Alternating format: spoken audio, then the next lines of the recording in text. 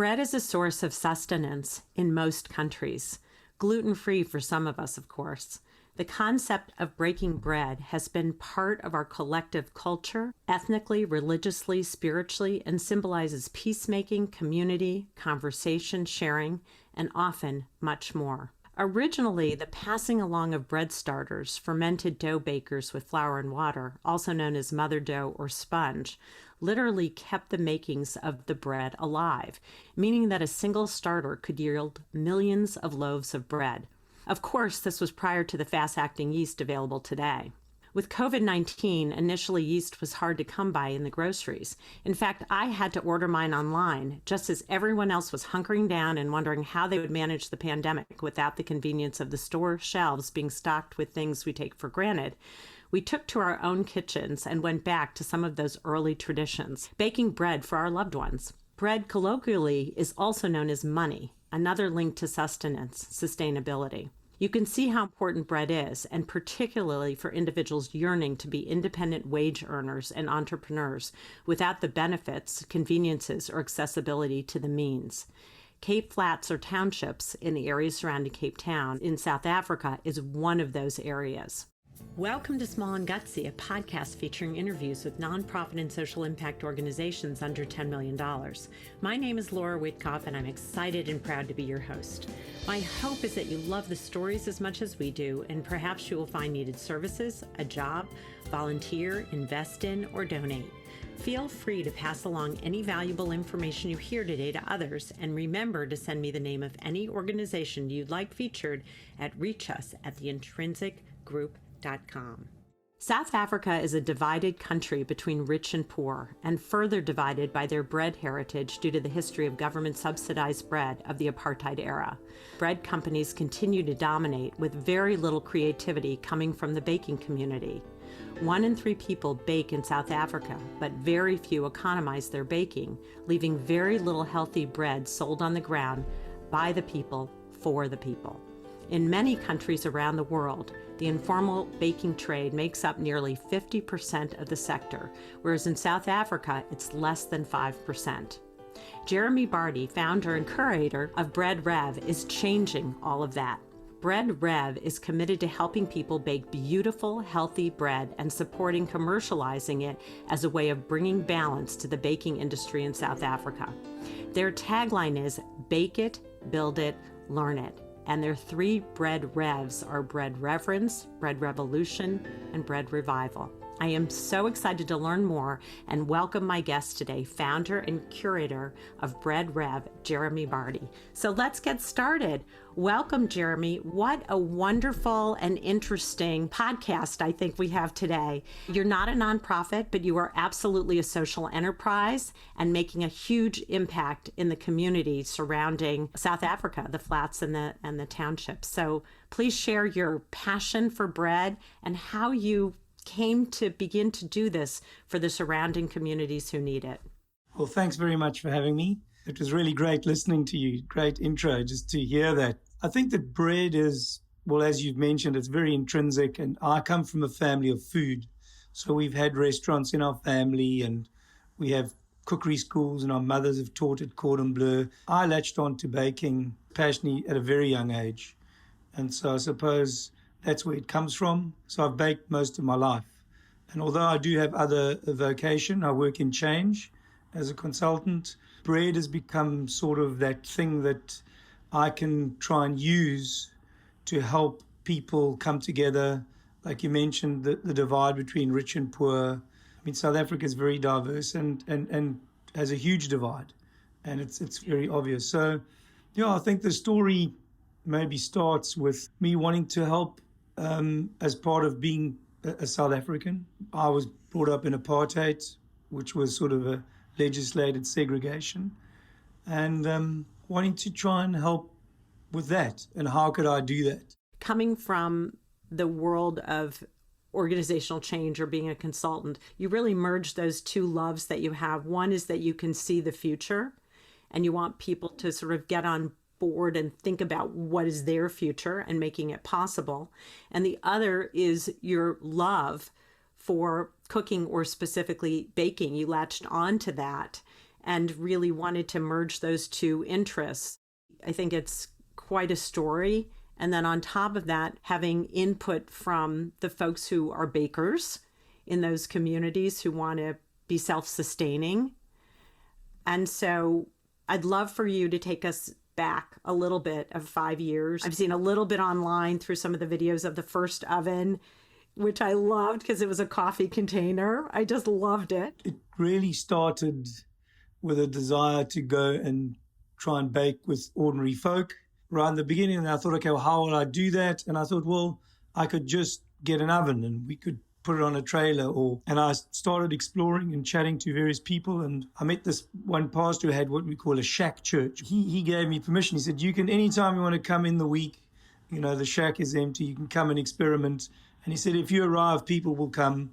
So we kind of started out in this place called Inkaneni, which means taken by force in English. So it's like one of those places where no one's got anywhere to stay. So they sort of set up their shacks informally. And I was kind of looking, I wanted to start in maybe the poorest area. And then very quickly realized, like, wow, we can't bake the way we wanted to bake. So like, how do we bake? Well, we need to find ovens to bake. And so we started that oven journey with literally thinking, okay, well, we saw rocket ovens, we saw some of the technology. We can bake in that and we can move them around. We can put them on a trailer, take them out to Nkaneni, get people baking. I mean, the bread looked terrible in the beginning. But we also try to use healthy flour. So that was a very big differentiator for us. There's only one organic farm in the entire country, and that's very far away. So we can only get biologically grown is the best we can get. So we connected with a farmer and got that in. And so people were starting to realize it was healthy. And we'd just go out there and with basins, plastic basins and scrapers, cloths, and we would just mix doughs and talk to people and bake some bread. And I mean, people would come because it also meant they got food, so at the end we would let them take what they baked. We realized the ovens were too small and we had to build bigger ovens. We started to build ovens inside of one of the prisons in Cape Town, had a workshop, and we started building ovens in there. But some of the time we just built them in my backyard or wherever. And then we started finding people in the townships to build them, welders and people like that. And so the ovens sort of became a backbone behind the way to bake, because otherwise we couldn't bake. And so we just started project by project, one at a time. And it has actually expanded outside of Cape Town. So we have ovens around Johannesburg now. We have some in the Eastern Cape, so in South Africa, a lot of what we would call the Cape Flats is occupied by people that have a homeland, which would be like the Eastern Cape. Their tribal villages are in the Eastern Cape. It's not always easy. The Cape Flats, as we talk about it, I mean, has massive violence problems. One of our original projects was up and running and going really well, and then the next minute, for political reasons, the woman got beaten up and thrown out of their bakery, and the gates got locked. So, and I suppose it also makes it worse because I can be seen as some sort of, coming in like a savior or something. And so you have to get past all of that. You have to build trust. It's very difficult. So you have all of these social, political, so it's not just as simple as getting people to bake. So it's really tricky. There's a beautiful poem called The Crazy Ones. I don't know if you know about it, but it talks about the people that really think they can change things, and they have to be a little bit crazy. So you fit into that category, one of the crazy ones, but one of the good crazy ones. People started to hear about us and would order like 5 or 6 ovens from us. People started baking communally, so they would have the ovens and people could make their own doughs, come to the oven and bake bread. And so that's how we've really gone. It's been quite interesting, met lots of different people from all walks of life. And I think currently at the moment, the bigger bakeries we have, there's probably a handful of them on the Cape Flats that are running. And then a host of smaller ovens, like with gardeners who use some of what they grow to make flatbreads and things like that. And so it's quite informal. It's not as structured or as organized, purely because that's the way we've chosen to be. We did have 1 or 2 bakeries. So out of this, we started doing a bakery using these ovens, and it got bigger and bigger and bigger. And so we handed that over to an NGO, 200 square meter building. It has 6 staff, 2 big rocket ovens, and it's a wholesale bakery, and it supplies, and it has a big training facility. So we do have that more formal advancement, but we've actually found ourselves more recently going back to almost the grassroots, like how do you bake a loaf of bread when you don't have an oven? So we have things like rooster cook, which is bread that you make on a grid, which is a piece of mesh. Because I think what we want to do is we want to find something that lights social change.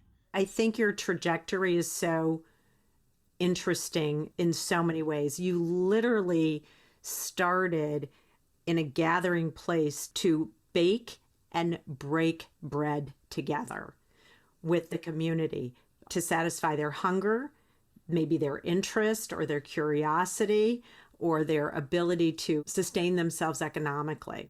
It's been such a long, horrific cultural, social, and political relationship of oppression. The whole idea of trust with your neighbor, trust with you, trust with if they can get ahead, can I be part of that? So like even if you just take today as an example, I met with 2 people because today was a bread rev day. The first area, Q-Town, has a 50% unemployment rate, and there's a church that wants to do something there. And the pastor was saying, well, I can just walk out and I can find ex-convicts within a block and we could start with them. When you got 50% unemployment rate, if you've been in jail, the chance of you getting work is like next to zero. To stay out of our prison system is just nearly impossible. Most offenders will go back. So how do you engage with, and he said this, he said it took him 10 years to build trust. He was there for 10 years before the community saw that he didn't have an agenda.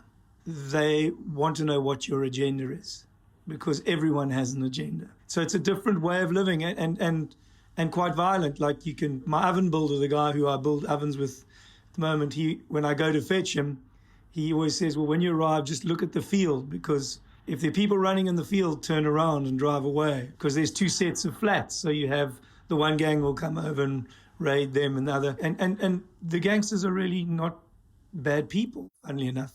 You know, you can often have a very terrifying image of them.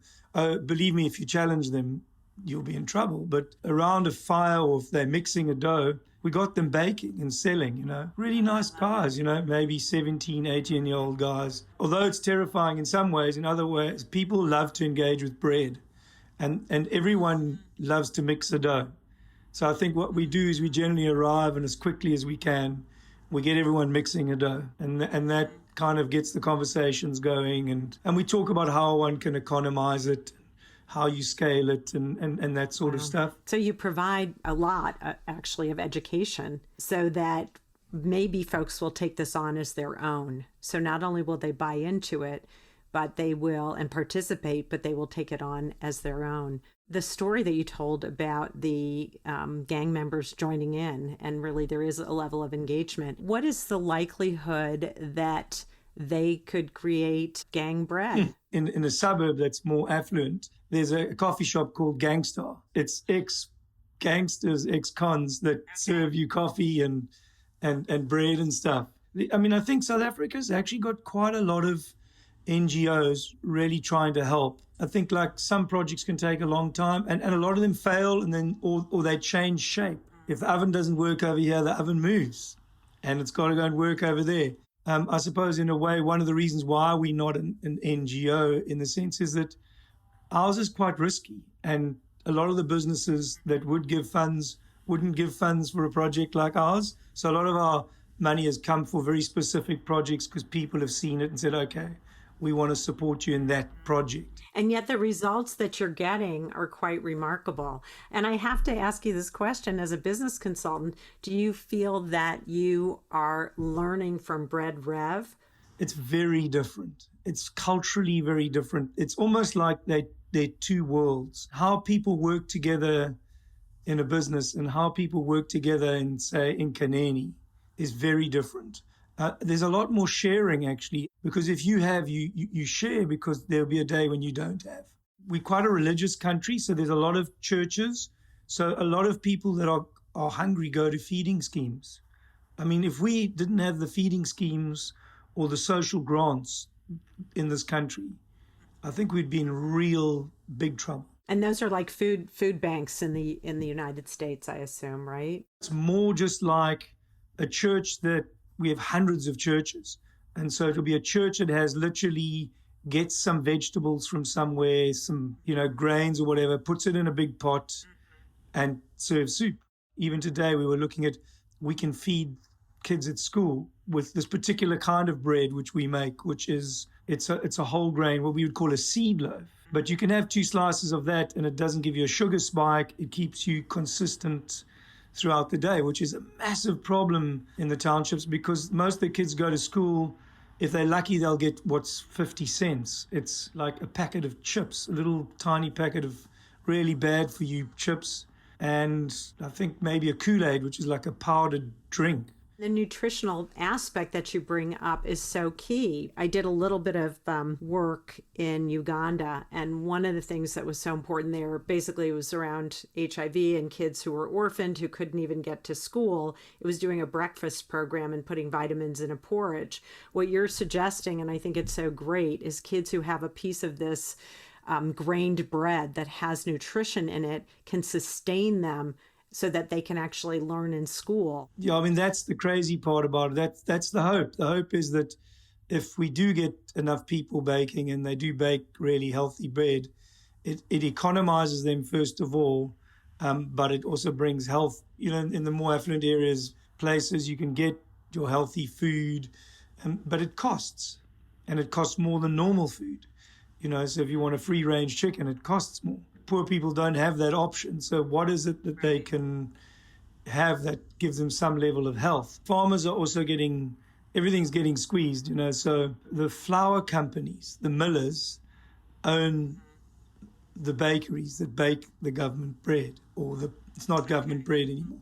And so it's like they've got the whole segment and they squeeze the farmers. There are some farmers that have broken out. There are 3 of them in the Western Cape, and they are definitely viable and working and growing. And that's really positive, because it means that farmers can have an option not to get, I don't know, whatever they pay, 3,000 Rand a ton for their grain. They can get a bit more if they grow it and consider the soil, for example. I don't know about America, but in South Africa, you can really start to see the chemicals starting to affect people's health here, like significantly. Absolutely. Whereas maybe when we started 5 years ago, people wouldn't even listen in a way. Whereas today they say, no, but there's a need for healthy bread. You can't keep eating that bread. And they go, yes, we know. So there is that acknowledgement now that you can't eat this really cheap aerated bread and it's not good for you at all. What we do is we call it enlightened self-interest. And what that is a way of protecting yourself from any outcome. So what we do is we go in and we do what we do because we want to do it. And we don't look to any outcome. We don't say we're coming in to change people, whereas in the corporate work, you've got a very strict agenda and outcomes.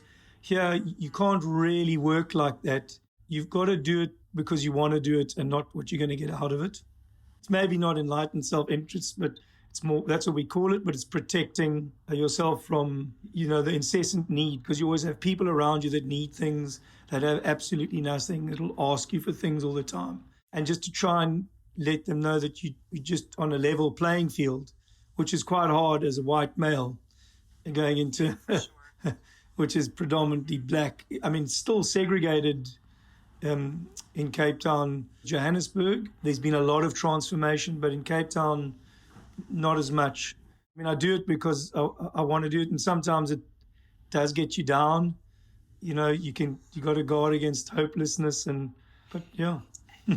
You've only been in operation for 5 years, you said, right? So first of all, I just want to commend you for going down this road. Of course, you are perceived as privileged because you are, just by the color of your skin. That's a given, and I get that. And so the expectation that people will want more because you can give more in their eyes is a given. I also want to just push back a tiny little bit and readjust. I would imagine it's a successful day if the outcome is that you have edible bread. Like, it's just readjusting, right? Because that's a first step to trust. And that in and of itself is an outcome. I want to go back to rocket ovens because I think my listeners would be so curious, if they're not in the field of baking, what that is. And was your first one built with a coffee can? It looked like a coffee can. So rocket technology, believe it or not, is an ancient African technology. And so it was originally just built out of clay. And because you didn't have a lot of wood, and certainly the semi-desert regions and that, their wood had to last longer, and they'd figured out the rocket. And so I'd watched a permaculture video from America where I saw they'd made these rocket barrel ovens. And I thought, wow. And then I realized that we had this rocket technology because as a consultant, I was also working in Botswana and around, and I'd seen some of the, and so I thought, wow, what if we could, build a barrel oven? And so then I thought, no, well, let's start small with a coffee can. And so there was a local artisan bakery that had those cans, and we built a one-loaf oven. And there's a video of it, I think, somewhere, of this first one-loaf oven. It was really great. So the rocket technology, the main advantage is that you don't use a lot of wood. And then also what we did is we slightly adjusted the barrel or oven. We went into the bigger ovens. We allowed the air to flow around the baking chamber and seal it. It also meant that we could use any wood, any form of combustion, because there's wood just often lying everywhere, half rotten and stuff, and builders leftover wood, and often the shacks rot and they have to replace wood. So Tembile and Gugulethu, he's known for using wood from broken shacks. I don't know if you saw that video when we were visited by Paul Hollywood, who's a famous global baker, and Tembile's on that. So the rocket oven it's really amazing because depending on how you build the rocket and what size you build it, one small bag of wood gets you a really long way.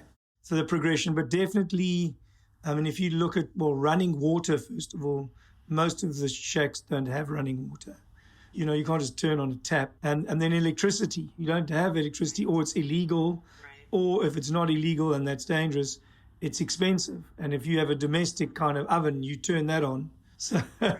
So the baking, and when I say 1 in 3 people bake, it's mainly they'll bake a muffin or a cake or something like that. It's not bread. If you go to India or Mozambique or up Africa, where there wasn't apartheid, you can see there's bread culture there, and there's, you have your little bread shops, whereas we just don't. And so I suppose we're the crazy ones. We want that to happen, and we'll keep prodding, and hopefully it'll happen. We are a kind of a first, third world type country.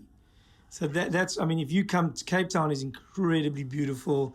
Don't know if you've ever been here, but it's probably one of the best cities in the world from a beauty perspective on a beautiful day. We have a healthy tourist trade here because of that. And, we've got a lot of international people that own houses here around. There's some extremely affluent areas where you'd pay $8 million for a house. It's this dichotomy of where, as you travel out, you can go from a very affluent suburb, and then you go into the medium suburbs, and then you go into the poor suburbs. And so I suppose from a bread perspective, for example, we have a loaf that we sell for 30 Rand in the suburb, in what we would call the suburbs. And that same loaf, which is a ciabatta loaf, we put in a tin and it sells for 12 Rand because it couldn't sell for more. So the whole economics of bread is also very tricky. There's good champions, like Tembile and Jerome. These are guys that have taken this on and are trying to make a living and surviving, and they're the pioneers. Is there any possibility, this is sort of a stretch, I'm sure, for the government to partner with you in some way? There is that possibility. The government does support projects if and where it can. Unfortunately, we've had a lot of corruption more recently, so that's been really difficult. But there is, I think that there are good people in the government, and they are trying under the circumstances. There's this potential to get kits And that's what we're going to look to sponsor, which is, so how that would work is you come, what we call a baking day, you just hang out and you bake, and then you're inspired. And then you can go to what we call an oven building day, where you would build ovens. And then what happens is you can then go to an existing backyard baker and you can hang with them. And if you get to a point where you are proficient, you can get a kit. And you can have it in your backyard, and everyone comes and sets you up. The only responsibility you have is that you then have to allow other people and train them up. It's getting traction. We've got lots of interest, and that's what you've got to look for, because it's not about what I think is the right idea. It's about what's got traction. So that's getting traction, and we have got some people supporting us, and we've got meetings, and people are coming to bake, and we're going. So that's that's the beginnings of something that for me is quite exciting, because it's that kind of thing that can really drive social change. So you really are onto something, I think. So it's a great, great model. Yeah, it's to hold the relationship. I mean, I think it takes a long time. You know, in the beginning, you could go in and you can give too much, and you learn that how you give is really important. Well, I think I'm still learning how to give properly. I don't know if you ever get to the bottom, but you learn to see the right kind of relationship develop, and it has to be like that. And that's often hard because you feel compassion for these people that, I mean, sometimes it's extremely dire, and, you know, in poor communities, things don't work easily. Relationships, my guess, that are more successful have a level of reciprocity. And what I mean by that is not someone gives back to you personally, but someone gives back to the idea of helping others in general, that it's not just an individual, but it really becomes a community effort. And so you're looking for those relationships of reciprocity. When you have accountability and reciprocity, you want to do well. You have buy-in. You want to participate. You want to grow. So I feel like you've created a model that is sustainable based on that, or it sounds that way. And yes, it doesn't mean it's not hard. You've had your disappointments. I'm sure there's been disappointments on the other end of the receiver. It takes a long time to change culture, which is in fact what you're doing. And not only the culture of the flats, but the culture of the wealthier. The real biggest challenge is about trying to build, like you say, those relationships that I suppose in some ways I can't go and be there. Although the other people in Bread Rev, like, they live in those areas, so they are there. Yeah, it's great, and I hope I'm not. I mean, I've been to America a couple of times, and I suppose as coming from an outsider, the American people that I've met generally are fairly confident, and I think when you go into a township, what you realize is that there's a general lack of confidence and hope in some ways. Just getting someone to almost bake a loaf of bread and go like, "Oh, I made that," is actually massive. So in that sense, it is great. And like you say, we do have hope for this project. As long as I've been going, you just keep 5 years. I agree that when somebody sees success in a discrete, immediate way, like baking bread or going through the process of building an oven and then going through the exercise of learning, is magnificent, because they've already crossed over to the "I can't do this" to "I did it." And then what's next? And so building those steps is quite incredible. And so as many roadblocks as you've experienced, I love that you're still here doing this, one foot in front of the other, and looking for models and ways to scale it, which is exactly what you're doing.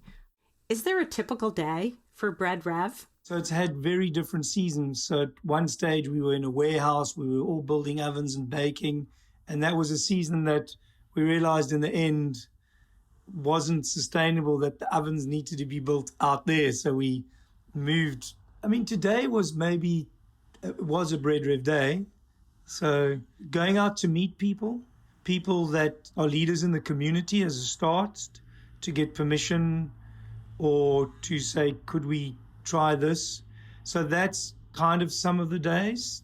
That's the kind of work in a typical day. And then actually going out and baking. So we've been having quite a few of these backyard experiences, and I've been to someone else's backyard and they've come to mine. And We had a group of orphans that came. So what happens in this country is like when you hit 18, they just kick you, you out. And then you go like, and so there was this group of orphans that found somewhere to stay, and they came and baked, showed them how we could economize bread. So it's a lot around just getting together and baking. It's, like an NGO often would have a head office and staff and that. We like a motley crew. And I suppose also remember that I don't know if you can get away with this in America because it's very legislated in a way, there's protocols and procedures. This is Africa. You just pick up your stuff and you roll. From a health and safety perspective, I reckon we get into a lot of trouble. The first time someone tastes the bread that they've baked, what is that experience like, or can you capture that for me? There was this one lady who came to us who was going to retire. She was a domestic worker. And I remember, that was one time where I distinctly just remember her tasting the bread and like, she was just like, oh, wow. She'd always just lived off the pre-sliced packaged bread. But also the days in the sand where even though the bread didn't look that good, people had made it, it was hot and it was fresh and it disappears. And also little kids will come running and pieces get broken off and the bread just sort of scatters. So those were good moments, I think. There's something intrinsic about sharing something you've baked. As a human being, doesn't matter how much money you got, it gives you a sense of kind of that artisanal, creative sense. Well, I made this and I'm going to share it with you. The prisoners were also quite rewarding, getting to build ovens inside the prison with the prisoners. That was pretty good.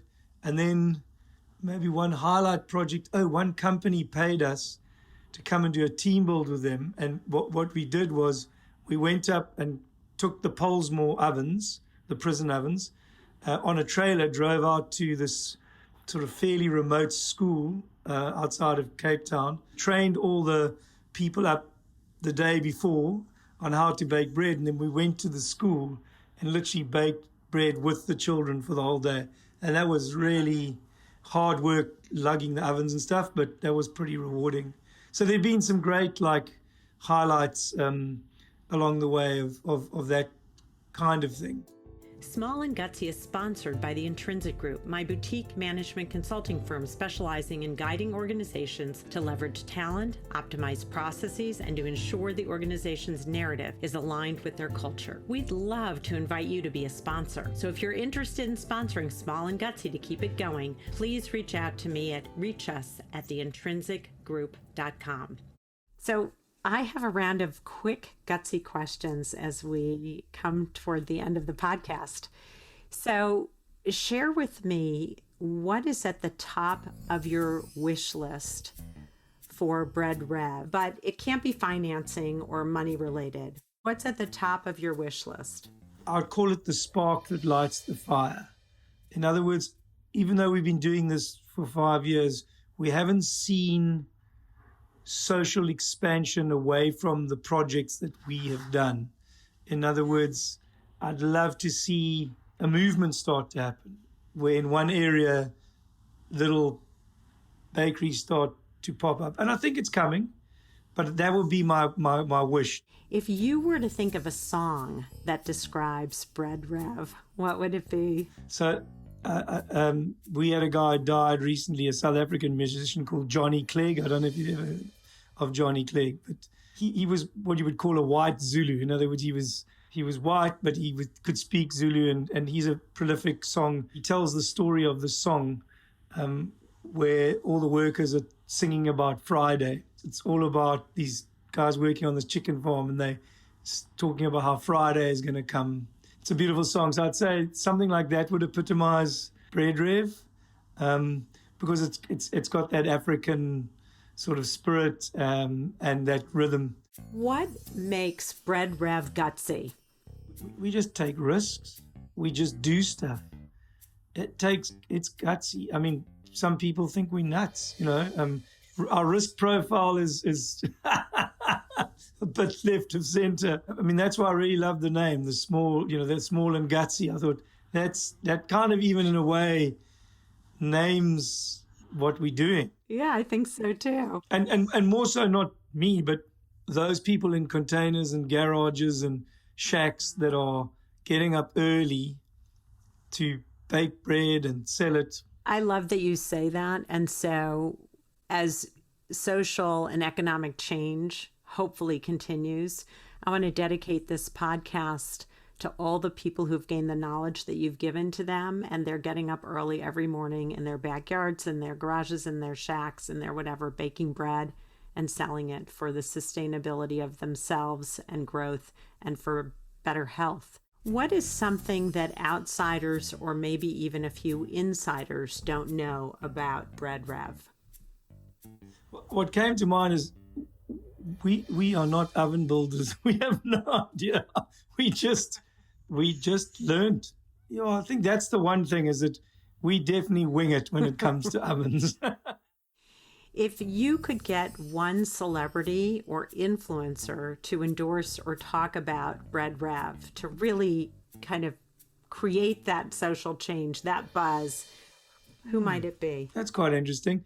Well, I thought of Trevor Noah, purely because he's South African. Yeah. But I mean, I know he understands the South African side of it. Mm-hmm. He understands townships. So, if he talked about it and promoted it, that would be So Trevor Noah might be someone. Otherwise, being crazy, I would just love the bread companies in South Africa to. So in South Africa, you have to give 1% or a certain amount back into social upliftment. It's by law. And what happens is the bread companies go and like paint creches and do everything except take that money and put it back into like. So I mean, maybe if the managing director of one of the CEOs of the bread companies started promoting us and talking about us. I love both of those ideas. We in the U.S., we have something called corporate social responsibility, where they get a tax credit if they're able to. But I love that idea because you're really trying to impact the economic and social environment in such a huge way, in such a positive way, and nutrition as well.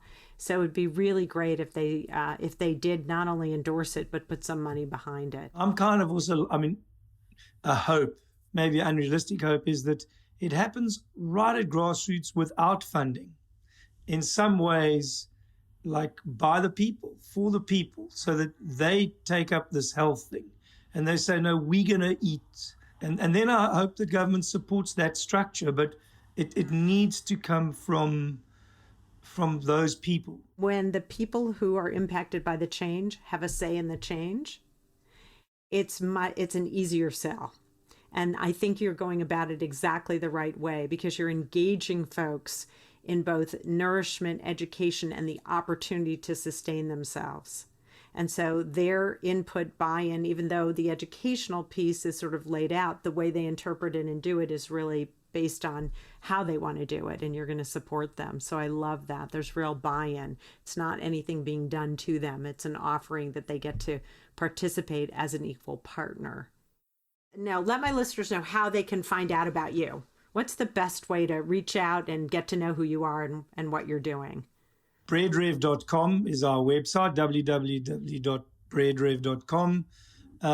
Jeremy@breadrev.com. You could mail me.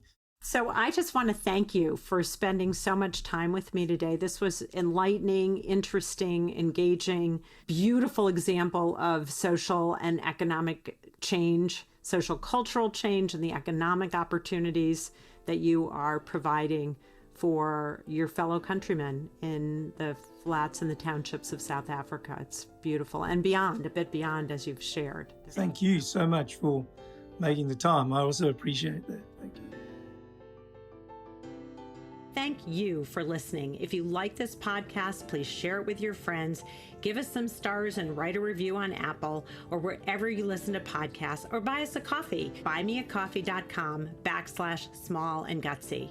I want to thank my partners in this endeavor, my co-producer, sound engineer, and composer, the amazing Pavel Franson, my exceptionally talented graphic designer, Nate Addy, my social work intern extraordinaire, Stephanie Tran. Please check out their bios on the Intrinsic website and all the folks, friends, and family who have guided and inspired me. Our blog of these small and gutsy nonprofits and social impact organizations can be found in the organizational stories section of the Intrinsic Group website, so that we can continue to link clients, volunteers, future employees, investors, and donors to this small but mighty network. Of course, we can't take responsibility outside of our own vetting of the organizations we interview, so before you sign on to support or work for them, we encourage you to do your own due diligence and research them as well. We just want you to learn about the small and gutsy nonprofit and social impact organizational sector so they can spread their story and their impactful work. From small and gutsy to big with impact, I'm Laura Witkoff, and thanks for listening.